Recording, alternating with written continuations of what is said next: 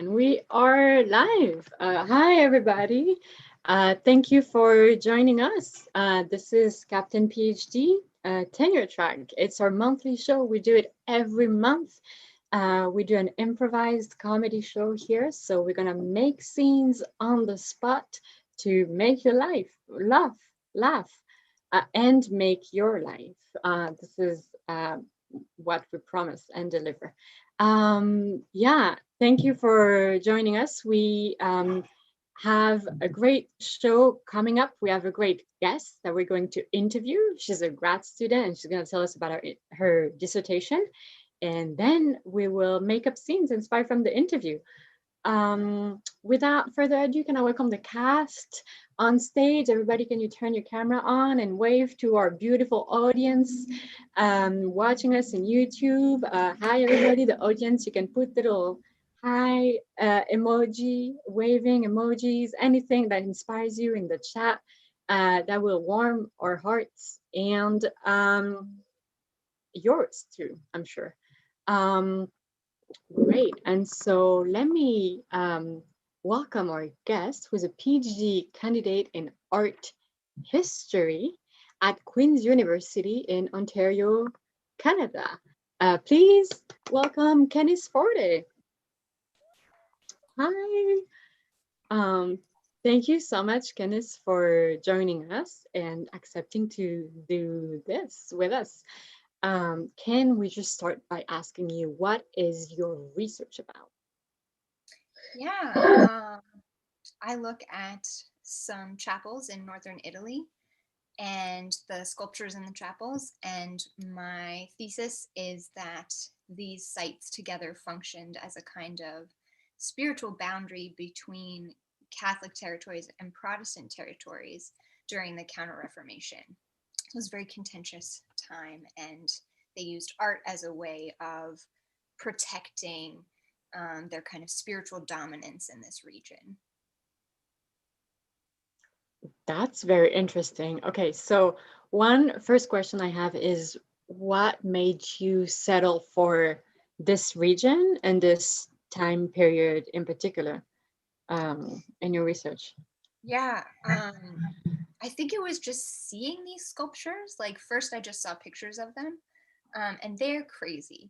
They're life size. They are painted so that they look like real people, and they're inside these backgrounds that are painted to look like stage sets, kind of. So it looks like you're looking at the real Bible story or religious tale that you're witnessing. Some of them have real hair, which is pretty nuts. And like human hair? It's usually horse hair, or I have been told that it is like all of the hairdressers in town like gather up their clippings for a few years and then they clean it and put it on the sculptures. So like here's an image of one of the guys with real beard hair. That's a sculpture. Mm-hmm. Wow. Yeah. Whoa. Wait, sorry, I have a question. So is it like when you see these, like I'm picturing like when you go into a Madame Tussauds, or is that how you pronounce it, guys? Is it just like when you walk? It's very much like that. Like even, I've been looking at the pictures for a while. The first time I went to one of these, it really feels like you're looking at real people, like you're seeing you're waiting for them to move almost. It is nuts. Wow.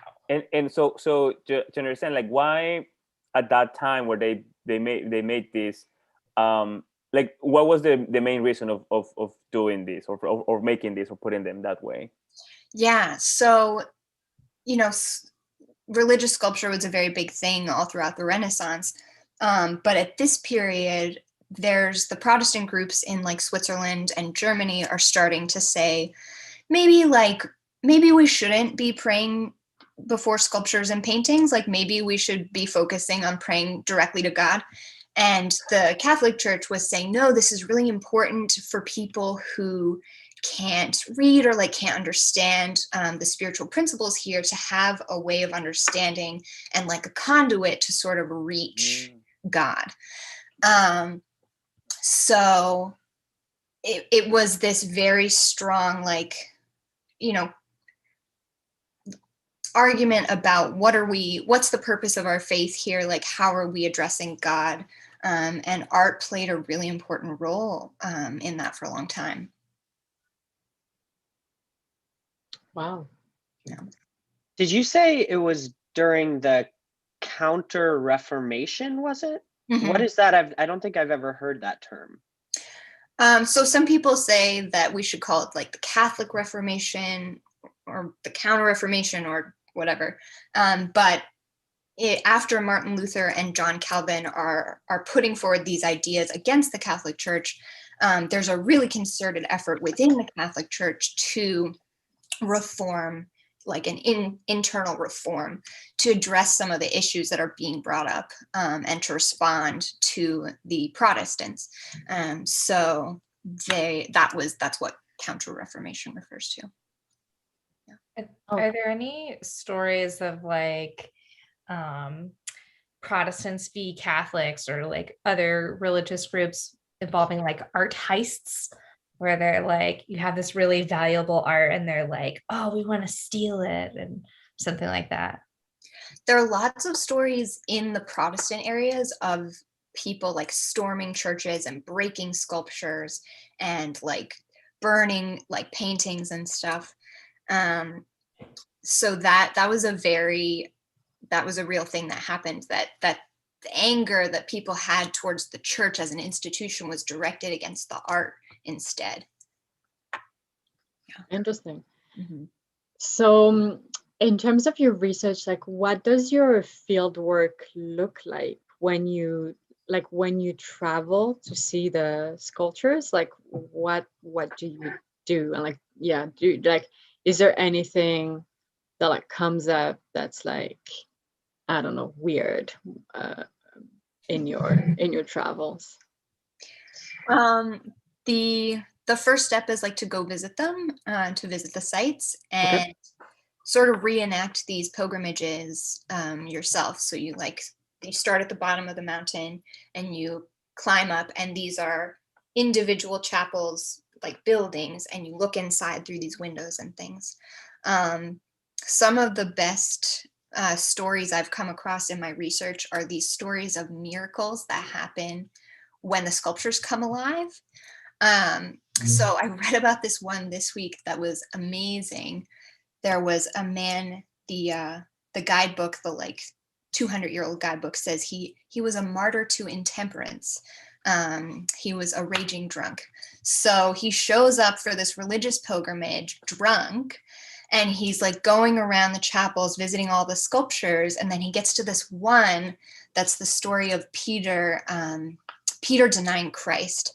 And inside the chapel, there's the sculpture of Peter, and then there's the rooster that's supposed to have crowed 3 times. And when he gets to the chapel, the rooster like flaps its wings and glares at him and says, "What, drunk again today too?" And the man was so scared that he never touched alcohol again. And then it says that everyone else who came to the site that also suffered from intemperance would pray, especially at that chapel, that they would be cured of their drunkenness. Oh, wow. I like that the rooster was like a little sassy. Like that was like how you cure people, like, oh, are you drunk again? Like I feel like that's not often the way, I don't know, religious message is portrayed, like in a kind of like a roasting way. So Through a sassy rooster, yeah. Like heartburn. Like what an unconventional Catholic prophet. The sassy rooster. I got. Do we have time for more question? Yeah, one more question. Oh man. Okay. Well, so what? A lot of pressure. A lot of pressure. Gotta be with a good one. Okay. All right. Well, with this research that you're doing, like, what is your goal? Like, what, like, after you release it or publish it, like, is it something that you want to do with other places, with other sites? Is it something that you want to teach? What do you want to do with all this, your PhD in general, in the future? I'd really like to work in a museum.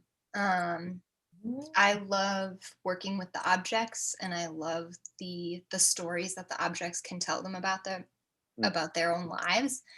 Whether it's like coming to life and talking or not, there's a lot you can tell about a work based on its physical appearance and what it's been through and what it's survived. So it's really cool to get up close to the sculptures or paintings or works on paper, and kind of get to know them and see what they have lived. Awesome. Great. Thank you so much, Kennis. You can turn your camera off. And our improvisers are going to do a show for you, and we'll welcome you back at the end.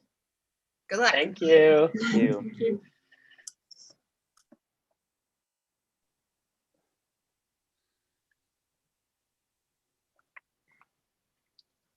Okay, hairdressers. Yeah, come on, everyone. We need to talk. We need to talk because we're supposed to be delivering some hair to the artists that are building the statues back at the churches. I've been told that we are not delivering as much hair as we are supposed to deliver. So I just wonder what's going on. Like why we cannot deliver more hair. Because if we deliver it, we have to chop it off ourselves, and I'm not gonna do that. I mean, look at me, Eric. Yes, no, I mean all of your hairs are precious. I'm not saying that you have to cut your own hair, but more of the clients that come to our barber shop. Salon? Yeah, salon. That's what you want to call it? Yeah, salon. But if we cut our client's hair, which is also marvelous, beautiful hair, what does it say about our likelihood to cut our own hair later? Wait. You're not. Yeah, wait. I'm worried about a slippery slope situation because look at me. I'm incredibly gorgeous. So chic. Face not doing much, hair doing the heavy lifting. Doing it And I'm worried that doing it all, you don't have to say that, and I'm worried that if we start cutting the customer's hair. Wait. You're not. I'm sorry. There must be something missing in translation. Are you saying that you're not cutting the customer's hair because Eric, it just looks beautiful the way they have it? it's like you don't even realize that their hair has like been through things. You can look at their hair and see the history of what they've lived through, what they've seen, just the evolution of their days. We can't chop that off. It's art. They are coming to the salon because they want to get let's just do a very quick, simple run through. So I'm just a customer coming into the salon. Hello, hi, I would like to get a haircut today. No. That's what you're doing to our customers. We're doing so bad. But they all leave looking amazing. So good. Style them. We color them. We give advice. God. We do. The artists are gonna kill us. Like, what are they gonna do with their statues if they don't have hair? What would our clients do if they didn't have hair? I mean, yeah, Eric. Think about that. Have you seen their faces? It's really the work that we do that really. I mean, honestly, everyone in this town of this very small town in Italy looks incredibly handsome. Every single person. That's I gotta give it to you. You're right. Yeah. Extremely hot. Look, go ahead. Oh my God, I'm so sorry. You go ahead because I would never interrupt someone with curls like yours. Thank you so much, James. Like from that kind of a compliment coming from someone who has such luscious hair means so much. And I honestly don't really want to take the spotlight from you. So if you want to go out, I mean, I was just gonna say that, like, of course everybody looks beautiful because we are the main beauty provider in this town, and we know what we're doing. Yeah. But yeah, I mean, I was just basically gonna say like this whole idea that the church has a centralized socio-political organization of power that controls every aspect of our lives, and if we don't do what they want, they'll have us and our family killed. Like, I just don't buy it, and I just am really focused on kind of me and my looks and the looks of my clients. Yeah, the church is like kind of a huge snooze fest, but you know what's not? All of our amazing new products and the way that their clients feel when they leave, they look like $1 million, and that's why they pay us that much. I mean, I sold every client today 2 new bottles of the Olaplex treatment. So, like, 2? Good for you, Tess. Oh my God, girl boss alert! People wouldn't keep buying the Olaplex treatment if they wanted to cut their hair because you need hair to use the products. Duh. Yeah. So, Eric, what are we gonna do here? I'll tell you what I'm gonna do. I'm gonna have a glass of this wine that strange, shadowy, hooded figure dropped off. No, don't do it. That I don't. We're at the middle of a religious war. What's happening? But look at his face. He's looking blue, but the hair is looking gorgeous. It looks beautiful. I don't want to touch it. I don't want to do CPR. I feel like if we do CPR, we'll mess with his coif. No one He moves. has a story to tell. His hair tells a story, including this terrible moment. Wow, the hair looks flawless. Okay, I'm convinced. Oh, James looks so still, yet his hair is so flamboyant. So flamboyant. Oh. May he rest in peace. Insane.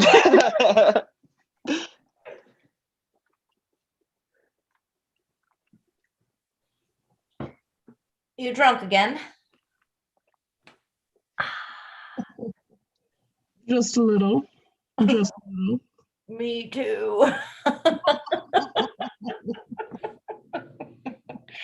These carnival rides aren't gonna run themselves.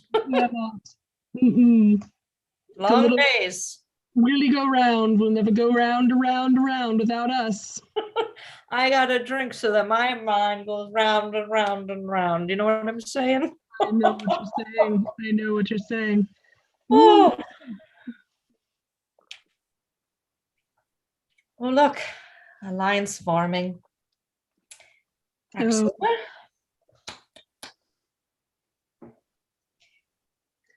I guess we should do our jobs. Come one, come all, ride the Toby twine. Come one, come all. Excuse me, does anyone want to ride our ride? Anybody want to ride the ride that we've bent over backwards to get running and twirling and whirling and whirling?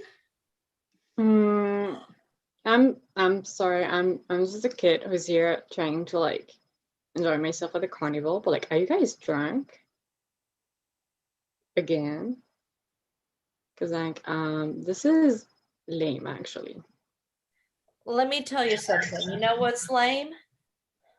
Waking up every day, doing a 9 to 5 in a suit, coming home, eating the same meal at night, and doing it all again 5 days a week, 2 days off. Well, when you're working at a carnival like me and my friend here, Bob, you work 2 days a week and then you got 5 days off. And look, we're not wearing suits. Wow. Yeah, you guys are really not giving like a very good image of adulthood. Like, I'm kind of disappointed in you guys as a child. Just saying. I'm not gonna write your thing.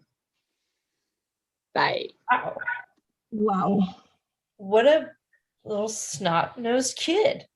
Do we just get rejected by a child? No. Makes me want to drink more. Yeah.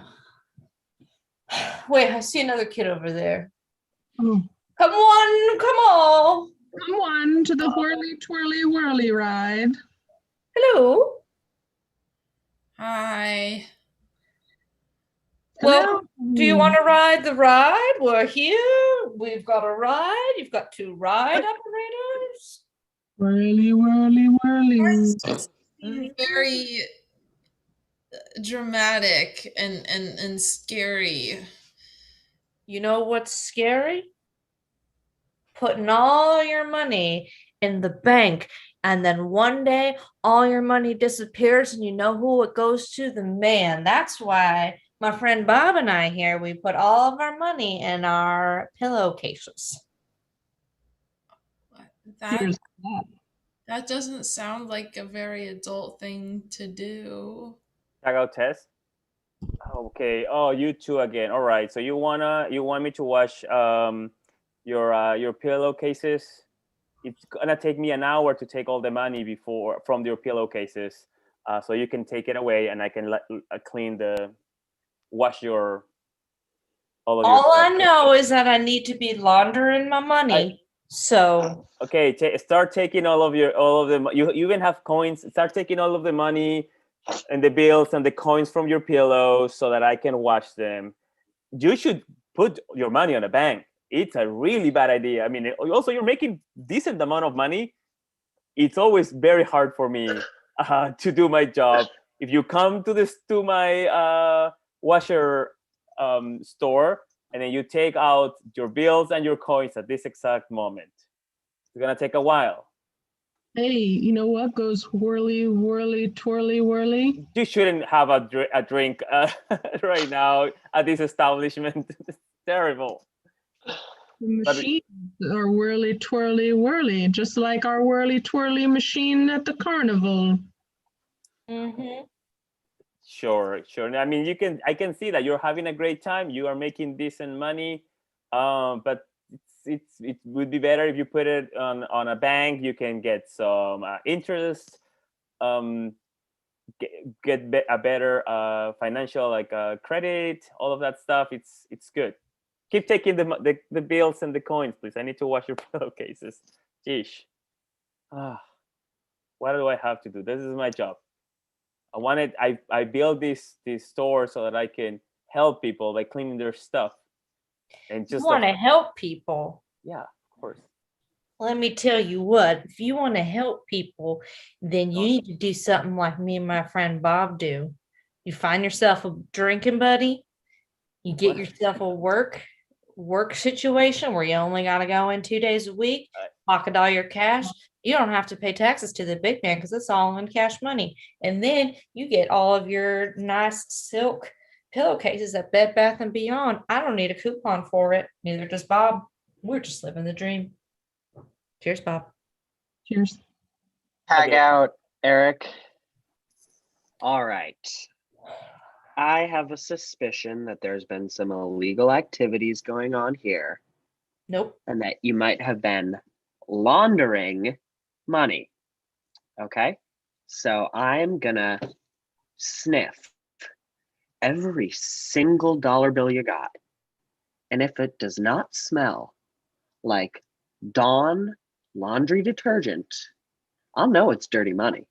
So I think it would be best if you just admit it right now that this is dirty money.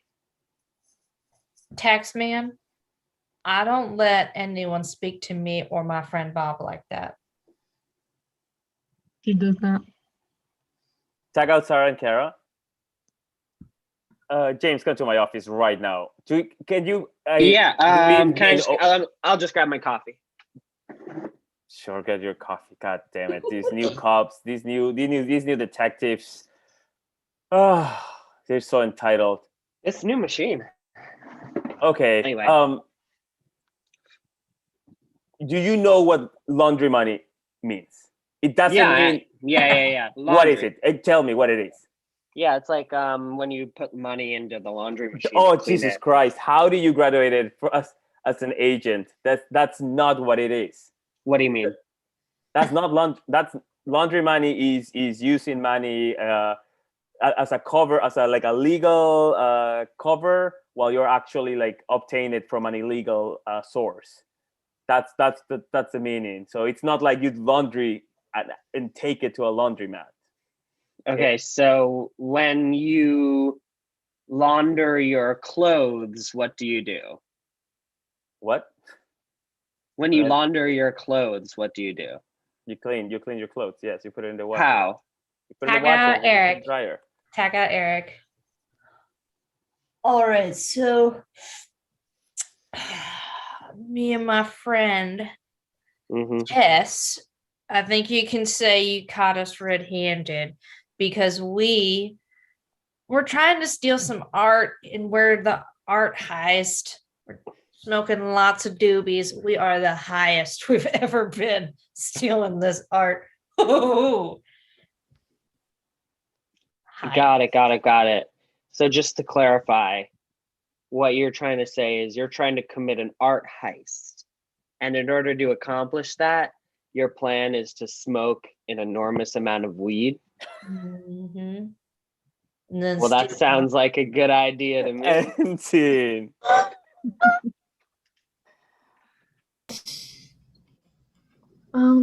Father, I don't get it. What do you mean?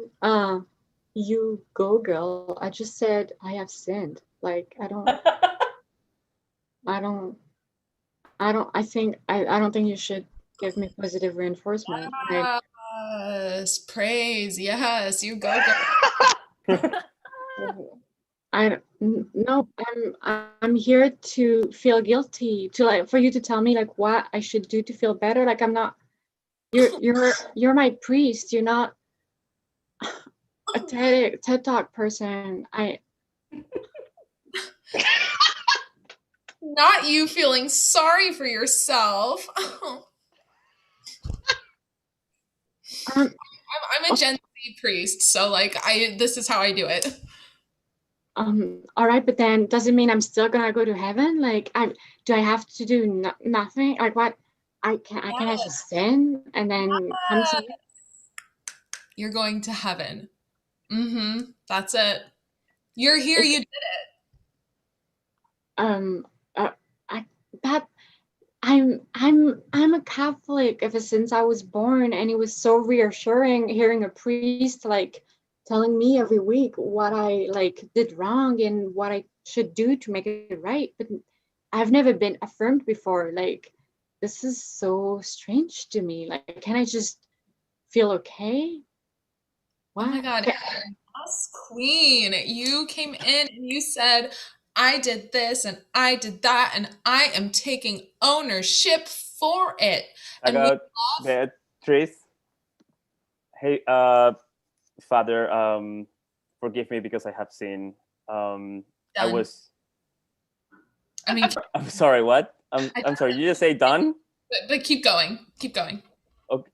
Okay. Well, I was at my yoga class, and I was meditating. Of course, it's very important for me. And I saw a person whose mat was very close to my mat, and instead of telling him like, "Hey, you should like move a little bit," I just like kick this person. Feel really bad. I shouldn't have kicked this man. I shouldn't have kicked this man. It was like this anger of like, come on, this is my personal space. So I'm so sorry. How many Holy Fathers, Holy Marys I have to do? You are forgiven. Yeah, that was pretty unchill. The person was screaming after I kicked him right in the knee. Yeah. I mean, that was bad, but God says we must forgive. So tag out Eric. Thank you, Father, for agreeing to bury my sister after she died in a really tragic horse accident, because in one of her competitions she was supposed to be first place, but she died because she had congestion and she just couldn't control the horse and she died. I am sorry for you. Would you like me to hold space? I would. Okay, I will be holding space for you. Thank you. Tag out Sarah.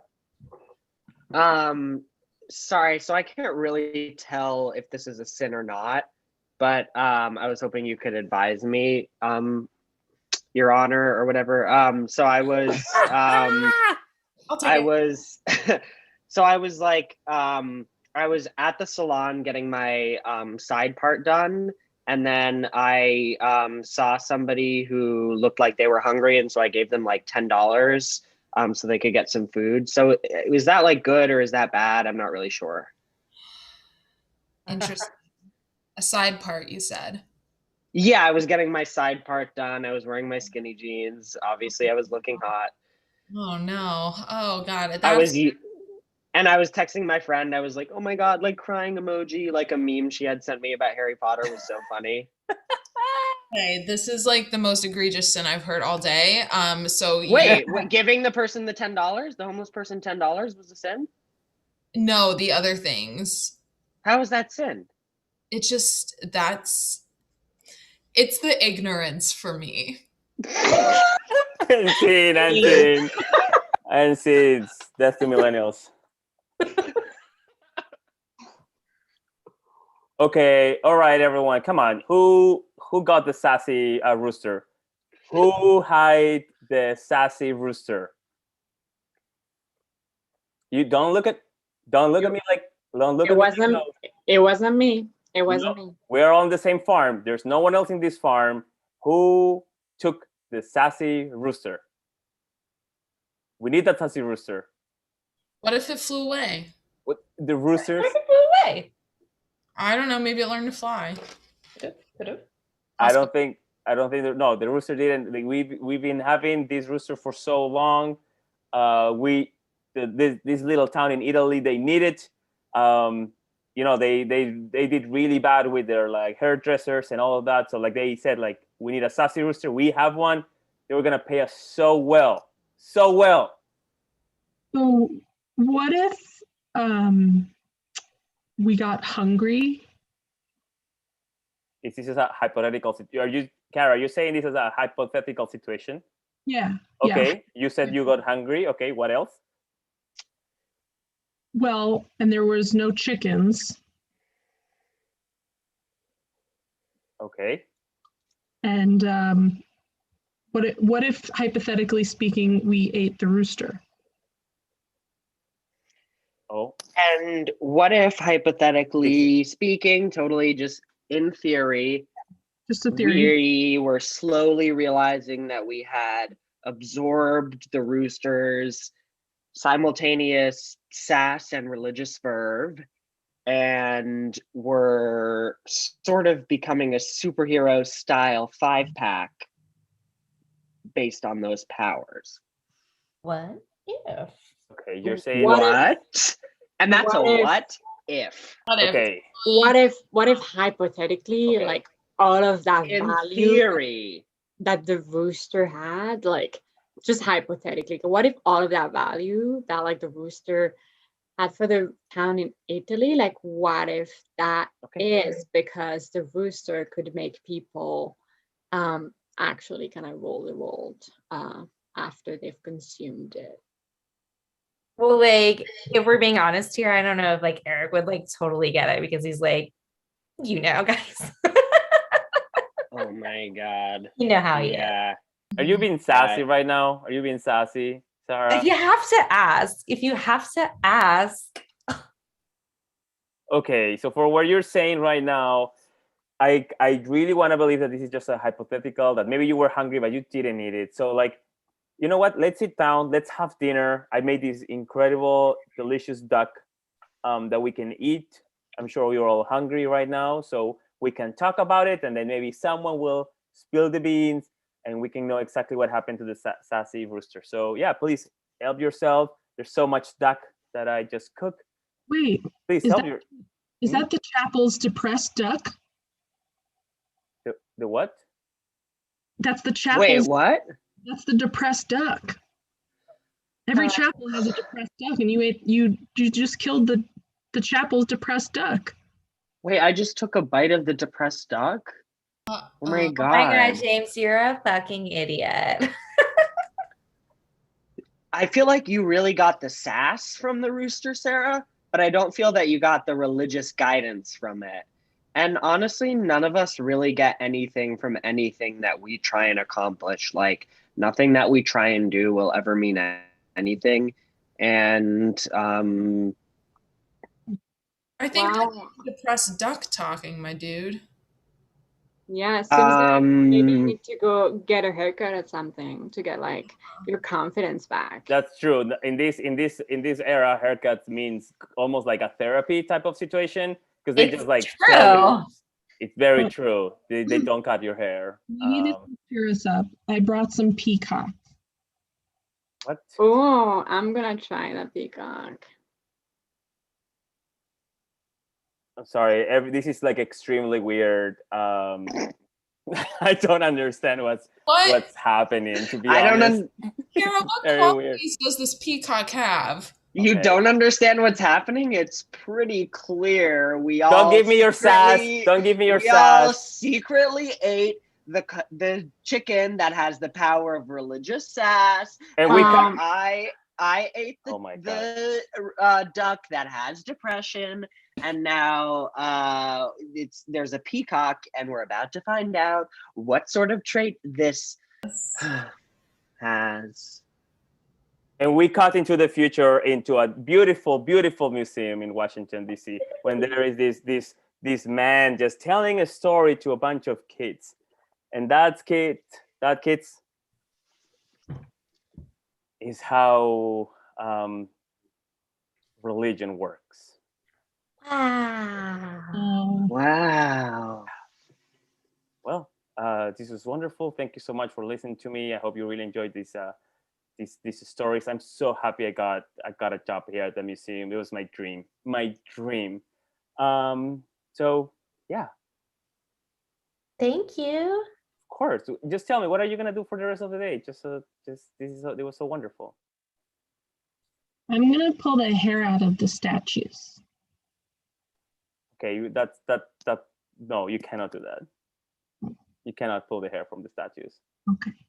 Okay. I'm going to eat the statues and see what powers they give me. That again, I feel like you're taking this story in a wrong way. You cannot do anything with these statues. They're not giving you powers. You cannot take anything from them. Okay, so just go outside, play some sports. It's a lovely day outside. Okay, so yeah, thank you for listening. I'm gonna cut someone's hair and wear it to look like luscious and brilliant like them.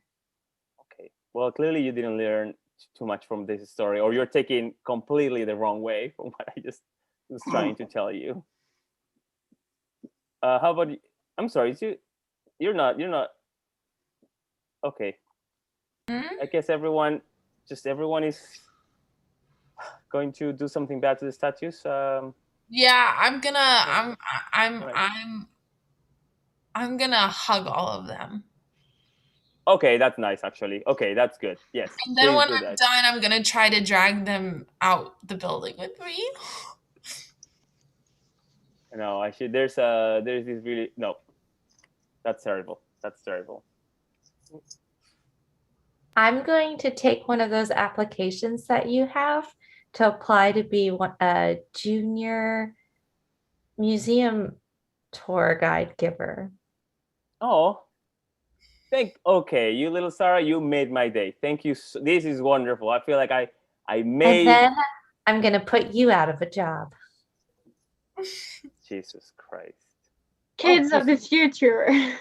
And that's You our know- show. That's our show, everyone. Thank you, guys. Can we welcome back our guest, Kennis, to the stage?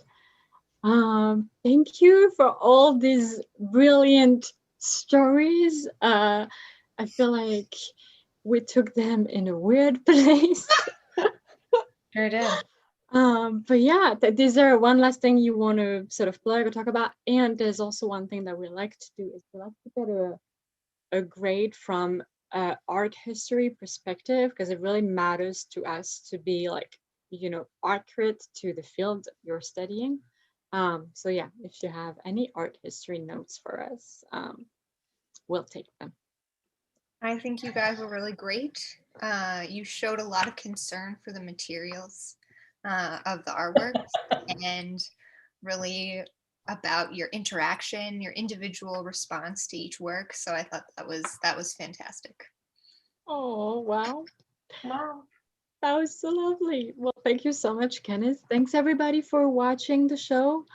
And yeah, we do this show every month. Please subscribe to our channel, follow us on Instagram, like us, like the video, and everything else. And we'll be back next month. Thanks, everybody.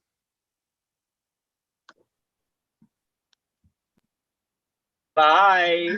We are off.